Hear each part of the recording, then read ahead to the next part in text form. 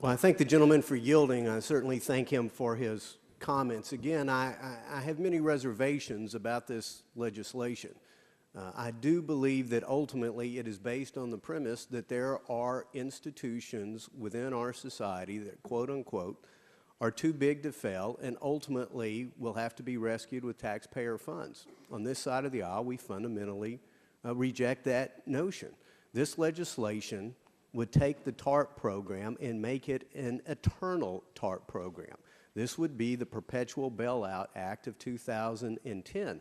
And not only do I believe that it is based on a false premise, but surprisingly to me, it is also designed to reward one of the major culprits of our financial crisis and totally ignore the other. The Federal Reserve will end up, under this legislation, with incredible new powers to control a huge segment of our economy. The ability to ultimately force them into some type of receivership.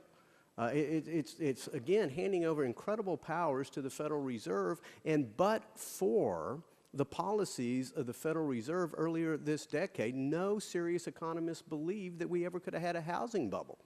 They missed it.